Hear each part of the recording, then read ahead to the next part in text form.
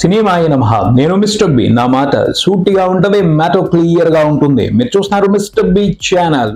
ఈ వీడియోలో మనం మాట్లాడుకుందాం నెట్ఫ్లిక్స్ లో ప్రస్తుతం స్ట్రీమ్ అవుతున్న మదర్ ముబారక్ మూవీ రివ్యూ. పెళ్లి కుదిరితే ముబారక్, పెళ్లి జరిగితే ముబారక్, షాదీ ముబారక్ అంటారు. ఆ తర్వాత ఫస్ట్ నైట్ జరిగిన ముబారక్ చెప్తారు. ఏదైనా మంచి జరిగితే ముబారక్ అంటారు. అంతేగాని మర్డర్ జరిగితే ముబారక్ ఏంటి?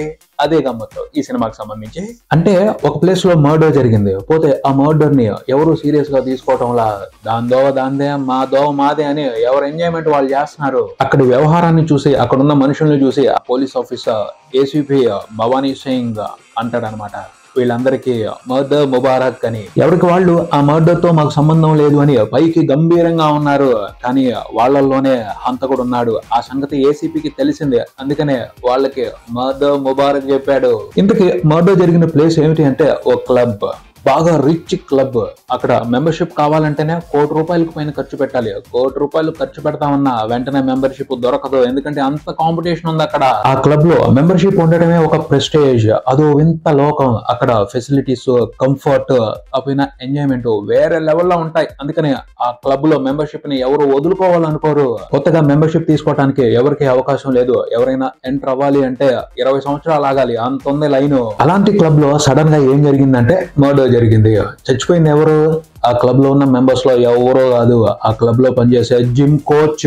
అక్కడ వ్యవహారం చూస్తే యాక్సిడెంట్ లా అనిపించింది. మెంబర్స్ అందరూ అనుకున్నారు ఇది ఒక ఓపెన్ అండ్ షట్ కేసు అని, కానీ పోలీసులు వచ్చి చిన్నగా కలిగితేనే అర్థం అయిపోయింది అది మర్డర్ అని. జరిగింది హత్య అని తేలిన తర్వాత చేయాల్సింది ఏంటి, కనిపెట్టాల్సింది ఏంటి, ఎవరు హత్య చేశారు అనేది. Who done it? ఇదే ఈ cinema genre, who done it. హత్య జరిగింది, ఎవరు చెప్పారు? చాలా మంది మీద అనుమానాలు ఉన్నాయి, వాళ్ళల్లో ఎవరు హంతకుడు కనిపెట్టాలి. చనిపోయింది ఒక్కడే, కానీ ఆ హత్యకు సంబంధించి ఎక్కువ మంది మీద అనుమానాలు ఎందుకున్నాయి? చనిపోయినోడు మామూలు గిలక్కాయ కాదు, వాడికే గిలక్కాయ ఉందని ఇష్టం వచ్చినట్టు వాడేశాడు. స్మార్ట్ ఫెలో, తెలివితేటలు కూడా ఎక్కువ. సో ఆ తెలివితేటల్ని క్లబ్ అంతా వెదజల్లాడు. అంటే వాడు ఒక ప్లాన్ ప్రకారమే ఆ క్లబ్ లోకి ఎంటర్ అయ్యాడు. ఎందుకంటే ఆ క్లబ్ లో ఉండేది అందరూ హై ప్రొఫైల్ పీపుల్. వాళ్ళ జీవితాల్లో ఖచ్చితంగా ఏదో ఒక సీక్రెట్ ఉంటది. మనుషులందరి జీవితాల్లో సీక్రెట్స్ ఉంటాయి. మిడిల్ క్లాస్ వాళ్ళ జీవితాల్లో ఉన్న సీక్రెట్స్ తోనో, పూర్ పీపుల్ జీవితాల్లో ఉన్న సీక్రెట్స్ తోనో చేసుకోవడానికి ఏముంటది. అదే హై ప్రొఫైల్ పీపుల్ జీవితాల్లో ఉన్న సీక్రెట్స్ ని కనిపెడితే బ్లాక్ మెయిల్ చేయొచ్చు, అవసరానికి తగ్గట్టు డబ్బులు గుంజొచ్చు. వాడు ఆ బ్లాక్ మెయిలింగ్ ప్రోగ్రామ్ ని విచ్చలవిడిగా చేశాడు క్లబ్ అంతా కూడాను. క్లబ్ లో అందరూ వాడి బాధితులే, కానీ చూశారు, చాలా మంది సహనం పట్టారు. పోతే ఎవరికో మండింది, అంతే వాడి గిలక్కాయ పచ్చడైపోయింది. వాడు ఎంత ఫ్రాడ్ అయినా, ఎంత చీటర్ అయినా మర్డరే. మర్డర్ చేసిన వాడిని హంతకుడని అంటారు. వాడిని పట్టుకోవాలి, వాడికి శిక్ష వేయాలి, అదే చట్టం. సో ఎవరు చంపారు? ఆ క్లబ్ అంతా కూడా ఇంట్రెస్టింగ్ క్యారెక్టర్స్ ఉన్నాయి, గమ్మత్తుగా బిహేవ్ చేస్తా ఉంటాయి. ఒక్కో క్యారెక్టర్ కి ఒక్కో రకమైన వెర్రి ఉంది. సినిమా స్టార్టింగ్ లో ఆ క్యారెక్టర్స్ ఇంట్రడక్షన్ భలే ఫన్నీగా ఉంటది. మంచి కామెడీ సినిమాకి వచ్చాం కదా అని అనిపిస్తుంది. నాకు ఈ సినిమాలో బాగా నచ్చిన క్యారెక్టర్ మాత్రం మహారాజా క్యారెక్టర్. అనిల్ కపూర్ బ్రదర్ సంజయ్ కపూర్ ఆ క్యారెక్టర్ చేశారు. చాలా ఇంట్రెస్టింగ్ గా ఉంటది ఆ క్యారెక్టర్. హోటల్కి వచ్చిన తర్వాత అంత పెద్ద రిచ్ క్లబ్ అయినప్పటికీ అక్కడ ఎవరిని కూడా వదిలిపెట్టకుండా తన దగ్గర ఉన్న ₹20 తీసి వాళ్ళకి టిప్ ఇస్తాడు. వాడుకో అంటాడు, పిల్లలకి చాక్లెట్లు కొనిపెట్టమంటాడు. భలే గమ్మత్తుగా ఉంటాడు ఆ క్యారెక్టర్. అంత పెద్ద రిచ్ పీపుల్ మధ్యలో వీడు ₹20 టిప్లు ఇవ్వటం ఏంట్రా అని మనకి అనుమానం ఉంటది. దానికి సంబంధించి తర్వాత ట్విస్ట్ ఉంటది, అది కొంచెం బాధ అనిపిస్తుంది, అయినప్పటికీ బాగుంటది. నాకు ఆ క్యారెక్టర్ చూడగానే సితారా సినిమా గుర్తొచ్చింది. భానుప్రియ హీరోయిన్ ఆ సినిమాలో వంశీ గారు డైరెక్ట్ చేశారు. అందులో శరత్ బాబు క్యారెక్టర్ గుర్తొచ్చింది. ఆ తర్వాత డింపుల్ కపాడియా గారి క్యారెక్టర్ ఇంట్రెస్టింగ్ గా ఉంటది. ఆవిడకు ఒక ఆర్ట్ ఫామ్ తెలుసు, దాంతో అందరిని ఇబ్బంది పెడతా ఉంటది. ఆ పైన ఆ క్యారెక్టర్ లో ఒక చిలిపితనం ఉంటది. ఆ చిలిపితనంతో చక్కగా నవ్విస్తుంది. కొంచెం ఏజ్డ్ ఆవిడ అయినప్పటికీ ఇంట్రెస్టింగ్ క్యారెక్టర్ లో గమ్మత్తైన పర్ఫార్మెన్స్ తో నీట్ గా ఎంటర్టైన్ చేస్తారు. అంటే సినిమాలో ఉన్న క్యారెక్టర్స్ అన్ని కూడా వింతగా వెర్రిగా బిహేవ్ చేస్తా ఉంటాయి. అదే కామెడీ సినిమాలో, అదే ఎంటర్టైన్మెంట్ ఈ సినిమాలో. కరిష్మా కపూర్ కూడా ఉంది ఈ సినిమాలో. ఆవిడదొక విచిత్రమైన క్యారెక్టర్, ఆవిడదొక సపరేట్ ఫన్. ఈ సినిమా చూస్తుంటే, ఆ క్యారెక్టర్స్ ని చూస్తుంటే ఈవీవి గారు గుర్తొస్తారు. ఆయన సినిమాల్లో కూడా విచిత్రమైన క్యారెక్టర్స్ కనిపిస్తాయి, అవి భలే సందడి చేస్తాయి. ఆ మాదిరే ఈ సినిమాలో క్యారెక్టర్స్ కూడా వింతగానే ఉంటాయి. పోతే వాళ్ళందరూ హై ప్రొఫైల్ పీపుల్ అయినప్పటికీ అవన్నీ వింతగా కనిపించే క్యారెక్టర్సే. ఆ క్యారెక్టర్స్ అన్నిటిని ఇన్వెస్టిగేట్ చేసి వాళ్ళల్లో ఉన్న హంతకుడిని కనిపెట్టాలి. ఏసీపీ భవానీ సింగ్ ఇతను కూడా సంథింగ్ ఫన్నీ క్యారెక్టరే. ఆ పాత్రలో నటించారు పంకజ్ త్రిపాఠి.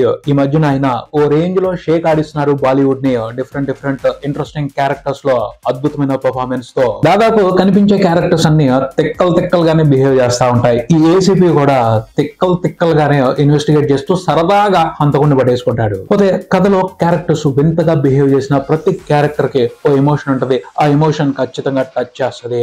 అలాగే ఈ కథలో ఒక బలమైన లవ్ స్టోరీ కూడా ఉంది. సారా అలీ ఖాన్, విజయ్ వర్మ ఈ రెండు క్యారెక్టర్స్ మధ్యన ఎమోషనల్ సెంటిమెంట్ బాగా బలంగా ఉన్న లవ్ స్టోరీని నడిపించారు. వాళ్ళిద్దరిది ఒక విచిత్రమైన బంధం. ఓ సందర్భంలో సారా అలీ ఖాన్ విజయ్ వర్మను అడుగుద్ది, ఇది చాలా పెద్ద గుండె, నీ బాడీలో అది ఎలా పడుతుంది అని అడుగుద్ది. నువ్వు ఉన్నావుగా, దాన్ని ముక్కలు చేస్తావులే, ముక్కలు పడతాయిలే బాడీలో అంటాడు. ఇది నోట్ చేసుకోవాల్సిన పాయింట్, ఇంపార్టెంట్ పాయింట్. కథకు సంబంధించి వాళ్ళ ప్రేమకు సంబంధించి కూడా. అసలు వాళ్ళిద్దరి మధ్యన ప్రేమ ఏంటి, విజయ్ వర్మ గుండెని సారా అలీ ఖాన్ మొక్కలు చేయటం ఏంటి, అదంతా ఇంట్రెస్టింగ్ గా ఉంటది. ఆ డీటెయిల్స్ బాగుంటాయి. ఇక ఈ కథలో పోలీస్ ఇన్వెస్టిగేషన్ ఎలా నడుస్తా ఉంటది అంటే, హాలీవుడ్ లో ఒక సినిమా ఉంది నైవ్స్ అవుట్ అని, డేనియల్ క్రేగ్ హీరో. ఆ సినిమాలో మాదిరి నడుస్తా ఉంటది. అందరి మీద అనుమానం ఉంటది. వీరి గుమ్మడి పండు, వీరిలో హంతకుడెవరు అని గేమ్ నడుస్తా ఉంటది. వాడు కాదు వీడు, వీడు కాదు వాడు, కాదు వీడే, ఇలా అందరి మీదకి ఫింగర్స్ వెళ్తాయి. అలా వెళ్ళి చివరికి హంతకుడి కాలర్ పట్టుకుంటాడు ఏసీపీ భవానీ సింగ్. మొత్తం ఇన్వెస్టిగేషన్ అంతా క్లబ్ చుట్టూతానే ఉంటది. మొత్తం ఆ క్లబ్ లోనే ఉంది. ఏ థ్రిల్లర్ కైనా సరే, ఏ సస్పెన్స్ మర్డర్ మిస్టరీకైనా సరే ఒక చిక్కుముడి ఉంటది. అది దొరికిందంటే కేసు సాల్వ్ అయిపోద్ది. ఈ కథలో చిక్కుముడి ఏమిటి అంటే బీట్రూట్ మాటున షాకింగ్ రహస్యం దాగుంది. ఆ ఆలోచన ఏసీపీకి తట్టింది. ఆ తర్వాత షాకింగ్ ట్విస్ట్ లో టకా బయటపడతాయి. చివరికి హత్య చేసిన వ్యక్తి దొరకటం జరిగింది. మర్డర్ అంటూ జరిగిన తర్వాత కారణం ఉండాలి కదా. మోటివ్ ఆఫ్ ద మర్డర్ కొంచెం సర్ప్రైజింగ్ గా ఉంటది. 1000 రకాలు మనుషులకి రకరకాల ఇంటెన్షన్స్. ఆ ఇంటెన్షన్స్ ని నెరవేర్చుకోవడం కోసం 1కి 2, 2కు 3 మర్డర్స్ కూడా చేస్తారు. ఇన్వెస్టిగేషన్ లో తేలింది ఏమిటంటే, ఒకటి కాదు చాలా మర్డర్స్ జరిగాయని. ఆ జరిగిన మర్డర్స్ లో ప్రిన్స్ హ్యారీతో కూడా ఉంది. Harry on. ఎవడి ప్రిన్స్ హ్యారీ అంటే, వాడు పెంపుడు పిల్లి. ప్రిన్స్ హ్యారీ కూడా ఈ కేసులో కీలకం. అందుకనే వాడిని తీసుకెళ్లి పెట్లో దాచిపెట్టాడు హంతకుడు. పెట్టంటే దాన్ని ఓవెన్ అంటారు. స్విచ్ చేశారు, తందూరి అయ్యింది. ఆ ప్రిన్స్ హ్యారీ గాడు ఆ క్లబ్ లో చాలా పాపులర్. అలాంటోడు తందూరి అయితే చాలా బాధేసింది. మొత్తంగా మర్డర్ ముబారక్. ఈ సినిమా గురించి చెప్పేది ఏమిటి అంటే, ఈ సినిమాలో కామెడీ బాగుంటది, క్యారెక్టర్స్ బాగుంటాయి, అందరు పర్ఫార్మెన్స్ లో ఎక్సలెంట్ గా ఉంటాయి. పంకజ్ త్రిపాఠి ఇలాంటి క్యారెక్టర్స్ చెత్త కొట్టి పారేస్తారు. బాగుంటది ఆయన ఇచ్చే ఎంటర్టైన్మెంట్. ఆ పైన విజయ్ వర్మ, సారా అలీ ఖాన్, డింపుల్ కపాడియా, కరిష్మా కపూర్ వీళ్లే కాదు, చిన్న క్యారెక్టర్స్ పోషించిన ఆర్టిస్టులు కూడా ఎక్సలెంట్ పర్ఫార్మెన్స్ తో ఎంటర్టైన్ చేస్తారు. బాలీవుడ్ లో టాలెంట్ కి కొదవలేదు. మంచి క్యారెక్టర్స్ పడతాయి, పర్ఫార్మెన్స్ కూడా అదిరిపోతాయి. కానీ ఓవరాల్ గా సినిమాని చూసుకుంటే యావరేజ్ ఎంటర్టైన్మెంట్, బిలో యావరేజ్ ఎంటర్టైన్మెంటే ఉంటది. ఎందుకంటే సస్పెన్స్ థ్రిల్లర్ అని పిలిచారు. మరి థ్రిల్లింగ్ మ్యాటర్, సస్పెన్స్ మ్యాటర్ ఎంత ఇంట్రెస్టింగ్ గా ఉండాలి. సస్పెన్స్ సోగానే ఉంటది. ట్విస్టుల్ని ముందలే ఎక్స్పెక్ట్ చేసేయచ్చు, ఎందుకంటే ఓటీటీ నాలెడ్జ్ అది.